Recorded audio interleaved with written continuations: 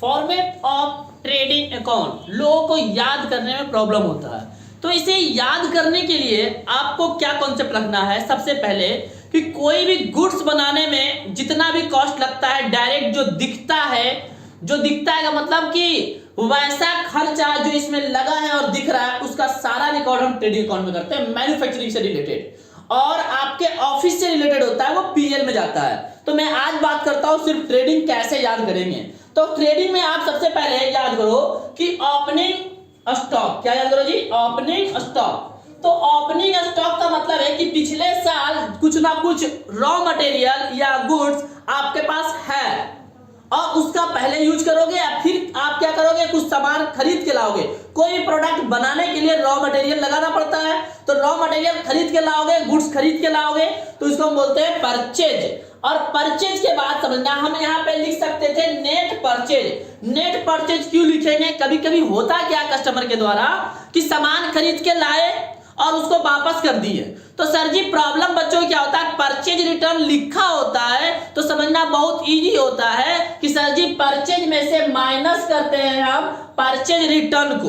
लेकिन प्रॉब्लम वहां होता है कि रिटर्न इनवर्ड और रिटर्न आउटवर्ड समझ पाना कि रिटर्न इनवर्ड क्या कहां सेल में माइनस होगा या रिटर्न आउटवर्ड सेल में माइनस होगा। तो उसको याद करने के लिए आपको एक सिंपल सा कॉन्सेप्ट देता हूं मैं कि परचेज का मतलब आया, परचेज का मतलब इनवर्ड और जो अब आउटवर्ड हो रहा है तो वापस जाएगा तो हम क्या बोलेंगे, रिटर्न आउटवर्ड। मतलब परचेज करके जो आया है वो रिटर्न किया जा रहा है, हमारे पास से जा रहा है मतलब रिटर्न आउटवर्ड हमेशा परचेज में माइनस होता है। याद कैसे रखेंगे कि सर जी जो इनवर्ड हुआ मतलब जो आएगा कैसे, परचेज करेंगे तब, और जाएगा मतलब रिटर्न आउटवर्ड, हम वापस कर रहे हैं तो वो हमारे पास से आउट हो रहा है, जा रहा है। इसी प्रकार से जब सेल करते हैं तो क्या होता है, आउट होता है, वो चला गया सामान, अब वो वापस करने आया मेरे पास तो मतलब रिटर्न इनवर्ड, जो सामान बेचे थे वो मेरे पास वापस आ गया। तो सबसे पहले तो कंफ्यूजन क्या होता है, ये वर्ड में प्रॉब्लम होता है। दूसरा बात याद रखना, जितने भी कॉस्ट हमारे खर्च होते हैं, खर्च हो या कॉस्ट जो हमारे गुड्स बनाने में लगा है वो हम सब डेबिट साइड में लिखते हैं। कहां लिखते हैं, डेबिट साइड में लिखते हैं। और जब हमारे पास कोई इनकम होता है तो क्रेडिट साइड में लिखते हैं, जैसा कि आपने पढ़ा है all expenses and losses are debit and all incomes and gains are credit. तो ये वाला कॉन्सेप्ट याद रखोगे क्योंकि ये बेसिक कॉन्सेप्ट है, आपको पता है सारा पूरा का पूरा अकाउंट्स ये हमारे personal account, real account, nominal account और जो डायमंड रूल में हमारे मॉडर्न अप्रोच आते हैं उस पे टिके हुए हैं अकाउंट्स। वो आ गया क्लियर, तो समझो क्लियर। तो अब आगे देखते हैं हमने क्या बोला, जब भी क्वेश्चन में वेजेज एंड सैलरी और वेजेज अलग और सैलरी अलग, तो सैलरी का मतलब व्हाइट कॉलर जो ऑफिस में काम करता है, जो अकाउंटेंट है, डायरेक्टर है, उसको क्या दिया जाता है, सैलरी दिया जाता है। अब वर्कर को जो इस पे काम कर रहा है उसको क्या दिया जाता है, वेजेज दिया जाता है। तो वेजेज हमारा कहां आता है, ट्रेडिंग में आता है, और सैलरी हमारा कहां आता है, प्रॉफिट एंड लॉस अकाउंट में आता है। तो अब यहाँ पे वेजेज एंड सैलरी मैंने लिखा है, जब क्वेश्चन में सैलरी एंड वेजेज दे तो हम लिखेंगे पीएल में, जहां पहले वर्ड कौन सा आ रहा है, सैलरी, तो पीएल, और पहले वर्ड कौन सा आ रहा है, वेजेज, तो कहां, वो ट्रेडिंग। इस तरह से carriage expenses, flight, carriage inward. अब समझना कैरेज इनवर्ड भी प्रॉब्लम होता है। कैरेज इनवर्ड हमारा कहां का खर्चा होता है, ट्रेडिंग का। कैरेज आउटवर्ड कहां खर्चा होता है, पीएल का। क्योंकि कैरेज इनवर्ड का मतलब सामान को लाने में लगाया गया कॉस्ट, तो वो डायरेक्ट कॉस्ट कहलाता है। लेकिन सामान बनने के बाद वो कॉस्ट हम सेल करने में लगा रहे हैं तो हमारे लिए आउटवर्ड है। कैरेज तो लग रहा है भाड़ा, दोनों खर्च ही है, लेकिन एक ऑफिस में लगता है, एक मैन्युफैक्चरिंग में लगता है। तो इस तरह से हम फैक्ट्री का पावर में से इलेक्ट्रिसिटी, फ्यूल, गैस, जितने भी बनाने में कॉस्ट लग रहा है वो सारा का सारा मेरा कहां जाता है, ट्रेडिंग अकाउंट में जाता है। बात अब आती है समझना, मैंने जैसा कि तुम्हें बताया कि इस साइड में हमारा सारा कॉस्ट आता है और इस साइड में हमारा सारा इनकम आता है, और ओपनिंग स्टॉक यहाँ है, क्लोजिंग स्टॉक यहाँ जब लिखेंगे हम, क्लोजिंग स्टॉक कहां लिखते हैं, यहाँ लिखते हैं। और यहाँ एक बात और मैं आपको बता दूं क्लोजिंग स्टॉक में से पहले कि एबनॉर्मल लॉस क्या होता है, समझना एबनॉर्मल लॉस। अब मैं आपको एबनॉर्मल लॉस के बारे में एक एग्जांपल देता हूं। मान लीजिए आपकी मम्मी ने आपको एक 25 केजी का गेहूं दिया, क्या दिया, गेहूं, व्हीट जिसको बोलते हैं। उसको बोला कि चक्की द्वारा इसको क्या बनवा दो, आटा बनवा दो।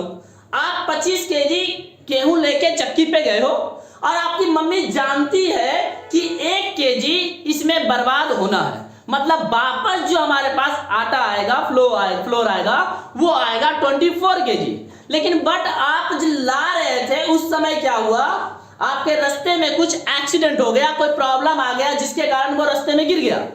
तो गिरने के बाद क्या हुआ कि वहां से जब आप घर पे लेके आए तो वो 22 केजी निकला, मतलब बर्बाद हो गया आपका 3 केजी। इसका मतलब आपकी मम्मी ने क्या सोचा था कि लॉस होगा, कितना लॉस होगा सर 1 केजी। इसका मतलब ये कहता है नॉर्मल लॉस, जो हमें पता होता है कि होना ही होना है, लेकिन वैसा लॉस जो हमें मालूम नहीं है और हो गया उसे बोलते हैं एबनॉर्मल लॉस। इसी केस को अपोजिट करके तुम देखो तो मान लीजिए 24 केजी तुम्हें लाना था, लेकिन तुमने वहां से 24.5 केजी ले आया मान लो, तो 500 ग्राम का आपको क्या हो गया, गेन हो गया, तो इसे बोलते हैं हम एबनॉर्मल गेन। तो एबनॉर्मल लॉस हमारा कहां लिखा जाता है ट्रेडिंग अकाउंट में, क्रेडिट साइड। अब मैं आपको बताना चाह रहा था कि आपका कॉस्ट यहां लिखा जाता है और कॉस्ट मान लो आपका आया सारा जोड़ करके 2,50,000, मतलब मैं जोड़ रहा हूं कि स्टॉक भी जोड़ दिया, परचेज भी जोड़ दिया, सारा खर्चा जोड़ दिया 2,50,000, और यहाँ सेल और सारा खर्च जोड़ करके मान लो सेल आपने 4 लाख का किया है, आपके पास क्लोजिंग स्टॉक भी 50,000 का है। तो इस केस में इधर कितना हो गया 4,50,000 और यहाँ हमारा 2.5 लाख, मतलब 1.5 लाख का हमें क्या लग रहा है यहाँ पे ग्रॉस प्रॉफिट। क्या हो रहा है जी, प्रॉफिट हो रहा है कितने का, 1.5 लाख रुपए का। इसी प्रकार से यहां होता हमारा 4.5 लाख और इधर होता 2.5 लाख, मतलब ग्रॉस लॉस होता कितना 1.5 लाख का। तो आज मैं आपको कोशिश किया कि फॉर्मेट आप देखो, फॉर्मेट समझो, रट्टा मत मारो, रट्टा मारोगे समझ में नहीं आएगा। इसमें 2-3 कॉन्सेप्ट होते हैं कि परचेज रिटर्न हमेशा बच्चे कंफ्यूज करते हैं। दूसरा सर यहाँ कौन कौन से खर्चे आते हैं, तो आप मैन्युफैक्चरिंग एक वर्ड याद रखना कि सामान बनाने में जो कॉस्ट लगता है उसे हम कहते हैं। तो मैं बस थोड़ा सा आज कोशिश किया था आपको एक फॉर्मेट बताने की, आगे प्रॉपर मैं वीडियो लाऊंगा इस पे। थोड़ा सा कम समय में मैं सोचा कि चलो आपको बच्चों से शेयर करते हैं कि फॉर्मेट ऑफ ट्रेडिंग अकाउंट कैसा होता है। इस पे प्रॉपर वीडियो लाएंगे विद क्वेश्चन। कभी आपकी डिमांड रही तो आपको जरूरत है तो आप कमेंट में डालो कि सर प्रॉपर वीडियो लाइए विद क्वेश्चन, तो मैं आपको इसके पे भी एक वीडियो बना करके प्रॉपर अच्छे से दिखता हूं। That's all, thank you.